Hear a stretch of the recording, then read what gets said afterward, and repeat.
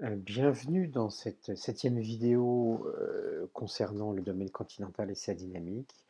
Donc, on a observé les traces d'un océan, donc c'est la suite. On a vu des complexes ophiolitiques, on a vu des marches passives, mais la question qui se pose, c'est comment, par quel phénomène, par quel mécanisme cet océan a-t-il disparu? Probablement qu'il y a eu convergence, et l'hypothèse, c'est que en fait, cette convergence a provoqué un décrochage de la lithosphère océanique qui a plongé sous la lithosphère continentale. Et donc ça, c'est la subduction. La subduction, c'est un phénomène qu'on connaît, où on voit bien effectivement une évolution de déplacement de matière, d'une plaque, et probablement la possibilité d'une collision. Donc il faut maintenant observer des traces de subduction, notamment au niveau des reliefs, et ces différentes subductions, les étudier d'un petit peu plus près, puisque celles qu'on a sous nos yeux peuvent être aussi des éléments, en les étudiant bien, qui peuvent permettre de comprendre mieux la dynamique pré-formation qui a précédé la formation des chaînes de montagne. Rapidement, une zone de subduction, on l'a déjà travaillé au collège, on l'a déjà travaillé l'année dernière. La zone de subduction, elle se reconnaît déjà le long du plan de Wadaty-Benioff, avec cette répartition des séismes profonds, moyens ou superficiels.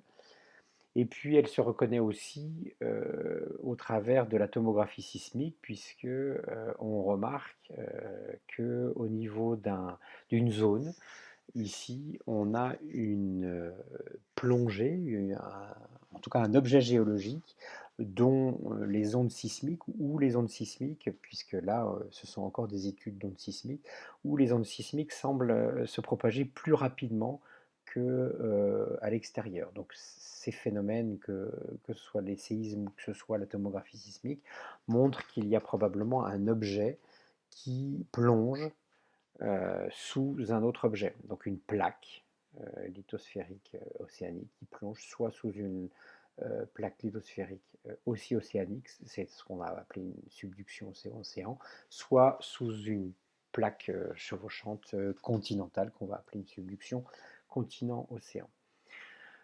Voilà deux exemples de subduction, soit une subduction océan-océan avec souvent un pendage très très fort, par exemple aux Mariannes, aux Caraïbes, soit au niveau par exemple de toute la côte est des États-Unis, de l'Amérique du Nord et de l'Amérique du Sud, où on observe une plaque plongeante avec une subduction océan-continent et une réaction, un contact très long entre les deux lithosphères et qui provoque de nombreux séismes de magnitude très importante, par exemple le fameux séisme du Chili ou d'autres récents.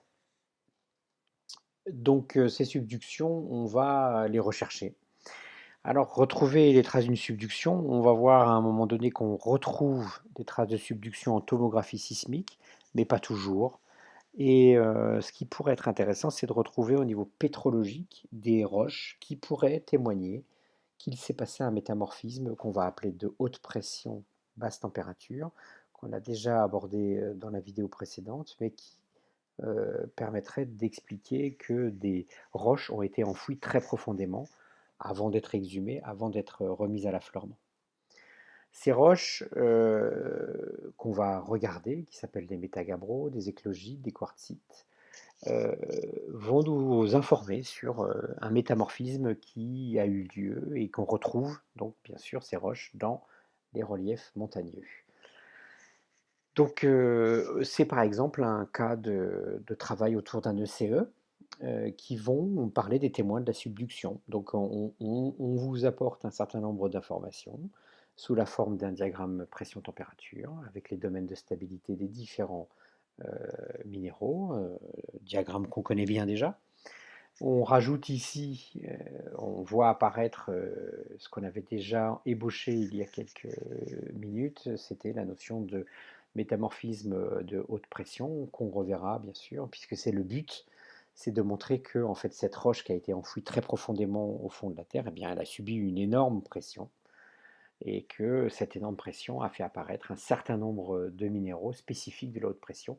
Et voilà des exemples de réactions métamorphiques faisant apparaître de la glaucophane, de la jadéite ou du grenat, qui sont des minéraux qu'on va voir apparaître en haute pression, voire de la cohésite, qui est encore un autre témoin, puisque la cohésite est issue du quartz. Alors ça donne l'occasion de commencer à présenter un élément clé, c'est que quartz cohésite, quartz, ce n'est pas un élément de la lithosphère océanique.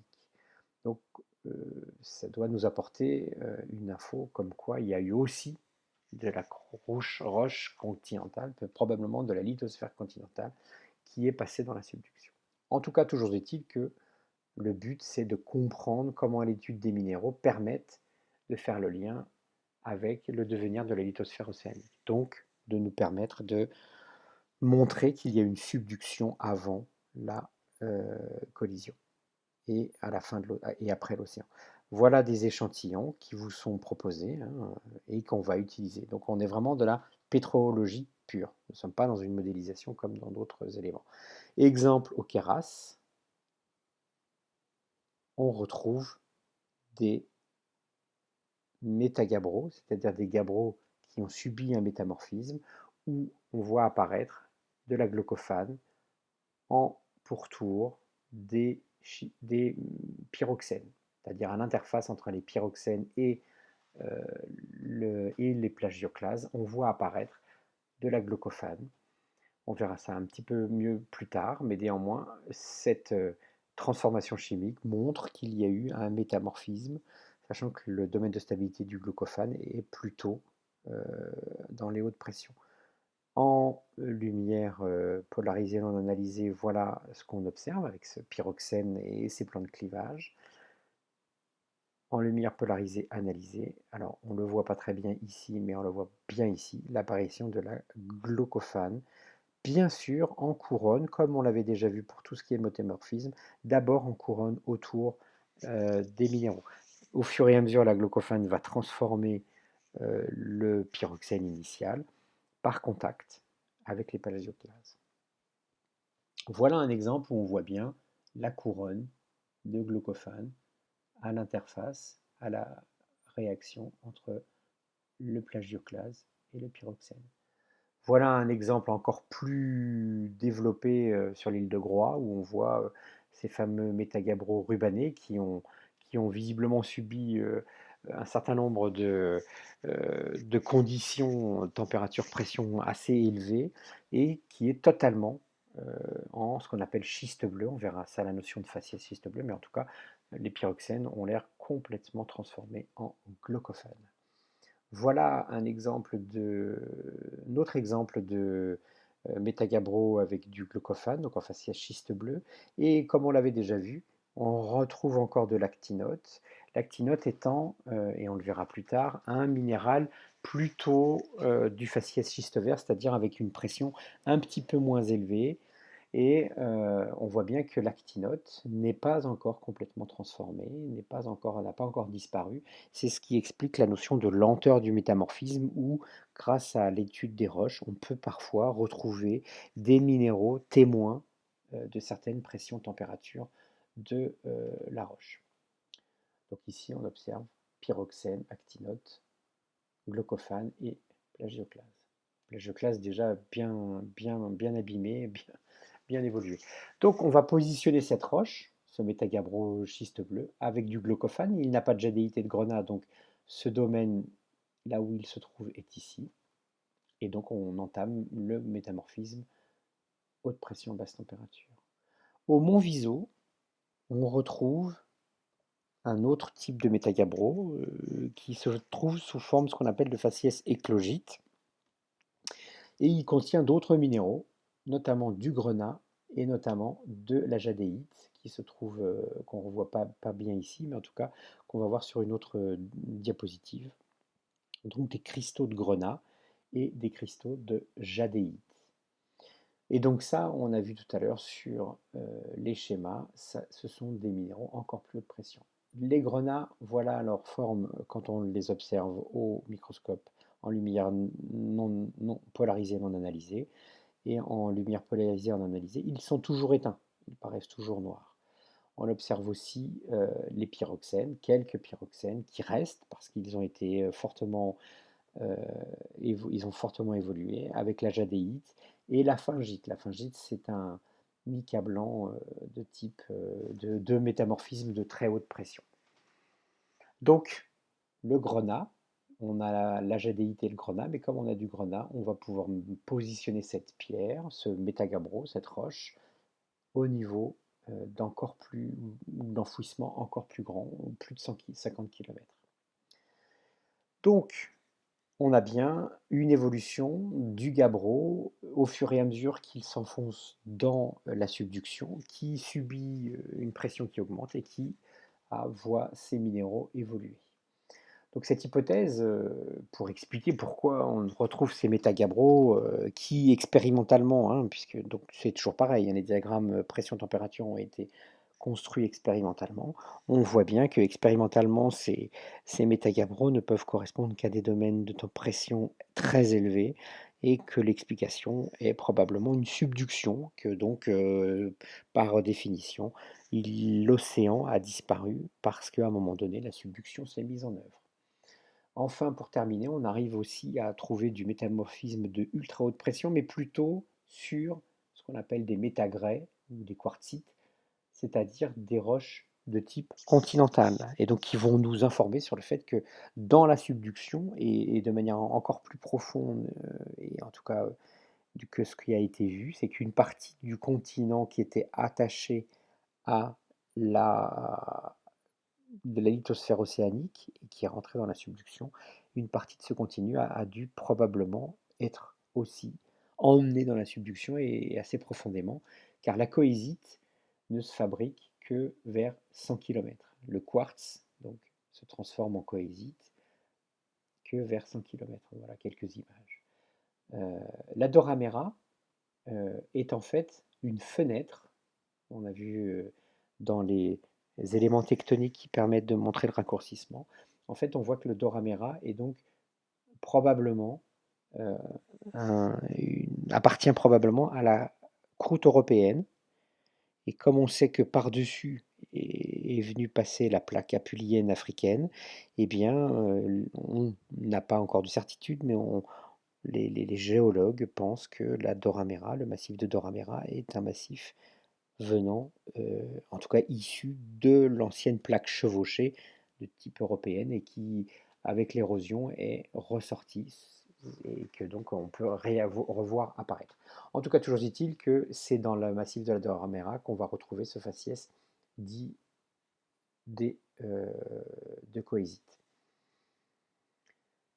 Donc le faciès d'ultrapression montre que non seulement la lithosphère océanique est rentrée dans la subduction, mais une partie de la lithosphère continentale.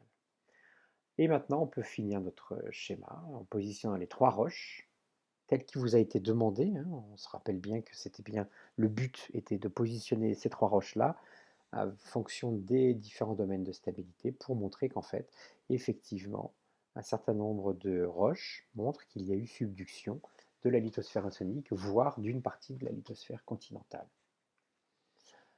Et donc, je vous laisse prendre le temps, en faisant une pause, de montrer les différentes étapes qui ont été suivies pour construire ce raisonnement à partir de cette demande de montrer la subduction. Donc, en conclusion, on a bien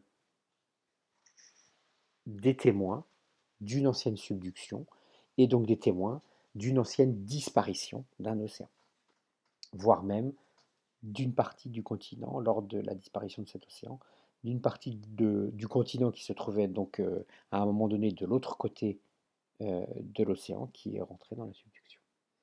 Enfin, pour terminer, une petite réflexion sur le fait qu'effectivement, il existe un gradient de métamorphisme qu'on pourrait mettre sous la forme d'une flèche plutôt dans l'autre sens, mais en tout cas, toujours est-il qu'avec un métamorphisme très élevé à l'est et beaucoup moins élevé à l'ouest, qui renforce l'idée que effectivement la collision a bien débuté par l'est et qu'elle s'est prolongée progressivement et que le métamorphisme a surtout été très violent au niveau de plutôt la côté est du massif alpin.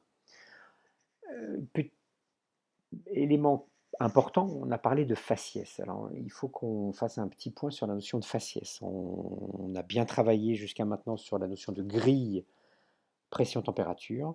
Il faut parler aussi de la notion de faciès. Le faciès, c'est en fait la répartition de roches en fonction du métamorphisme pression-température qu'elles ont subi. Alors, la notion, on revoit ce qu'on a vu tout à l'heure, hein, la notion de métagabbro-schiste vert, métagabbro-schiste bleu et métagabbro-éclogiste. Éclogiste, on va dire qu'ils appartiennent aux faciès, schiste bleu ou schiste vert. Alors attention, parce que le premier chercheur, Escola, a travaillé d'abord sur les gabbros et sur le basalte. Donc, ce qui fait que souvent, ces faciès sont décrits avec des minéraux qu'on va pouvoir trouver de manière expérimentale dans ces différents diagrammes, de ces différentes zones de stabilité, qui sont ici plus des roches, hein. On est bien dans des grilles pétrogénétiques, on est bien dans des roches qui sont, par exemple, de type faciès amphibolite, etc. Mais néanmoins, cette notion de faciès peut aussi s'appliquer aux roches d'origine continentale. Alors, c'est pas évident, je vous montrerai un tableau, mais elle s'adapte aussi au niveau des roches continentales. Un document texte qui pourra être lu à l'occasion, mais qui traduit ce que je viens de préciser. Donc l'idée est vraiment de dire que ce sont des métamorphismes subis par des roches dans des domaines à peu près identiques. Donc ça permet, au-delà des domaines de stabilité de minéraux, de pouvoir travailler aussi au niveau des roches. Voilà le tableau qu'il faut bien sûr absolument pas retenir, mais qu'il faut comprendre, avec cette notion de faciès, schiste vert amphibolite bleu, schiste bleu granulite et éclogite, les conditions de pression-température qui leur correspondent. Les métabasites, ce sont les roches plutôt de croûte, en tout cas de lithosphère océanique, et les métapélites sont les roches plutôt de type continental. Donc on voit bien qu'il y a des différences, quelques différences, mais néanmoins, donc il ne faut pas les métagabbros ou les gabbros vont subir, mais aussi les granites peuvent subir ce type d'évolution. Donc il faut rester ouvert sur le fait que ça peut être des roches basiques, type lithosphère océanique ou lithosphère continentale, donc des roches plutôt pellitiques, métapélites. Donc on va faire le lien maintenant entre les domaines de stabilité des différents minéraux et cette notion de faciès. Attendez de noter que le solidus rejoint cette notion d'anatexie qu'on avait déjà vue, mais là le solidus c'est plutôt le solidus soit du gabbro, soit des péridotites, puisque les péridotites sont du côté, donc c'est la notion de fusion partielle qui va donner le gabbro. En tout cas, toujours est-il que là on reconnaît pyroxène plagioclase, et bien effectivement pyroxène plagioclase c'est bien le gabbro. Et effectivement, si on prend une péridotite qui est en fusion partielle, et bien si on franchit le solidus du gabbro, et bien on va retrouver un gabbro solidifié à base de pyroxène et de plagioclase. Donc voilà la correspondance entre les différents domaines. On va avoir les granulites, et les granulites sont bien effectivement l'équivalent de ces granites d'anatexie, en tout cas de ces roches qui sont issues de la fusion partielle et de la recristallisation d'une roche initiale, d'un protolithe initial. Donc pour se familiariser avec ces grilles pétronégénétiques, je vais vous en présenter plusieurs.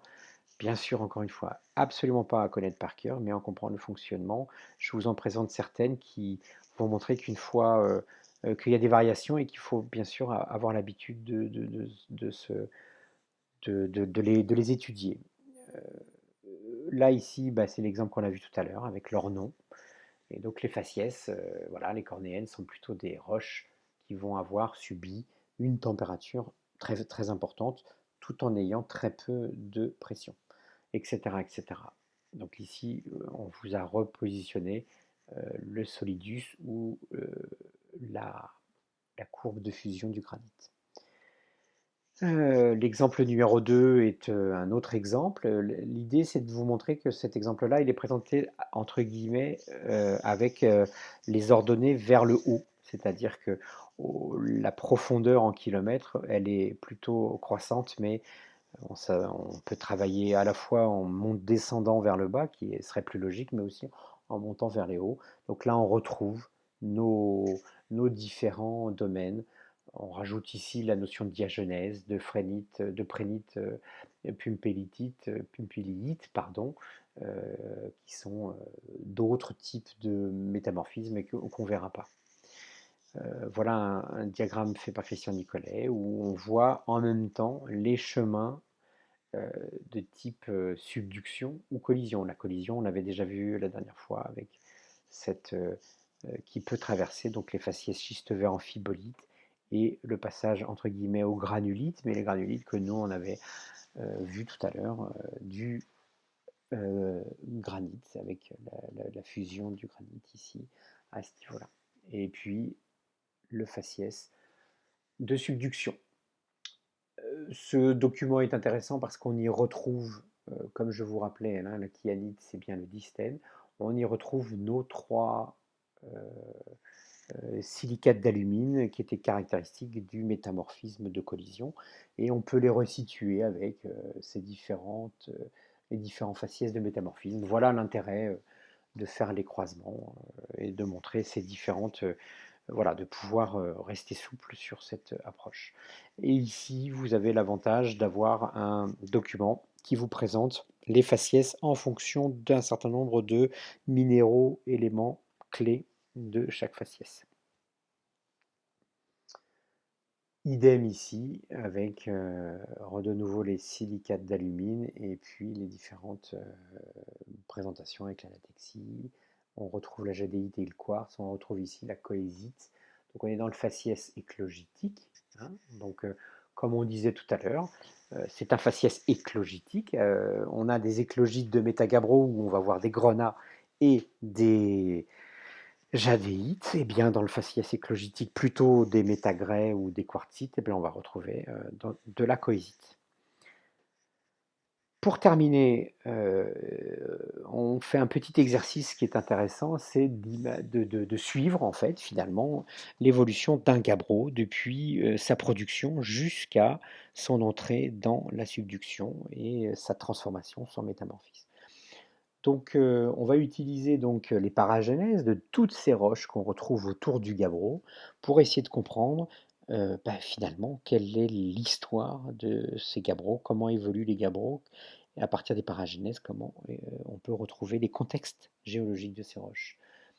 On part du gabbro, pyroxène plagioclase. On retrouve ensuite un gabbro en faciès amphibolite, dans lequel je vous rappelle ici une formule qui permet de comprendre que pyroxène plus plagioclase, c'est-à-dire ici en couronne du pyroxène, et bien si on rajoute de l'eau, eh bien on a tendance à former de la hornblende, qui est une amphibole verte, d'où faciès amphibolite plus ou moins schiste vert. Ensuite, on retrouve ce métagabbro qui, quand on utilise de la plagioclase et de la hornblende, aussi en présence d'eau, tendance à se transformer en actinote et chlorite qui sont des minéraux verts, donc on va avoir des faciès schiste verts, etc., etc., apparition de la glucophane, puis apparition de grenat et jadéite. Donc on voit ces métagabbros qui évoluent au fur et à mesure avec des transformations, soit qui absorbent de l'eau, soit ici sur les derniers types de métamorphismes qui vont rejeter de l'eau. Donc on reprend notre schéma, et notre schéma montre que lors de la cristallisation du gabbro, il va passer donc dans aucun faciès du tout, puisqu'il s'agit d'un gabbro initial, natif, mais il va passer en transformation avec l'amphibole qui s'appelle l'hornblende dans le faciès amphibolite, puis le faciès schiste vert. Dans toutes ces faciès-là, on a plutôt tendance à avoir une absorption d'eau, ce sont des minéraux hydratés, et puis au fur et à mesure, passage en schiste bleu, puis en passage éclogite, eh bien ce seront plutôt donc le passage dans la subduction, eh bien ce seront plutôt des faciès qui rejettent de l'eau. Pour conclure, on a donc un effet de hydratation lors de l'explosion océanique du gabbro et de déshydratation en passage en subduction. Donc ici sur cette diapositive, si à l'occasion vous avez envie de l'arrêter, vous voyez que un certain nombre de minéraux qui sont apparus lors de l'expansion océanique sont bien des minéraux hydratés et qu'au fur et à mesure du passage dans la subduction, eh bien, les minéraux sont de moins en moins hydratés, comme la glaucophane qui est encore un petit peu hydroxylée, mais le grenat et la jadéite ne sont pas des minéraux hydratés. Bien sûr, absolument pas à retenir par cœur, mais néanmoins, on peut vous citer les formules en vous montrant ce sont des minéraux hydroxylés, donc il faut avoir le réflexe d'identifier le fait que ce sont des minéraux qui ont subi un métamorphisme de type hydrothermal, c'est-à-dire que l'eau a joué dans la transformation des minéraux. Voilà exemple, à partir des roches, le degré d'hydratation, donc le faciès schiste vert étant bien plus hydraté que les autres. En conclusion, voilà en image quelques éléments qui montrent que dès leur production, le basalte et le métagabbro, enfin le gabbro et voire même la péridotite du manteau, au travers des failles et des différents éléments, subissent un métamorphisme hydrothermal lié à l'eau, mais que cette eau va continuer à s'infiltrer dans toute la lithosphère océanique durant l'expansion et donc va progressivement transformer les minéraux en schiste vert avec la hornblende, puis l'actinote et la chlorite, et que en arrivant au niveau de la subduction, eh bien, les schistes verts vont se transformer en schiste bleu en évacuant de l'eau, puis en diclogite en évacuant aussi de l'eau, et cette eau sera progressivement utilisée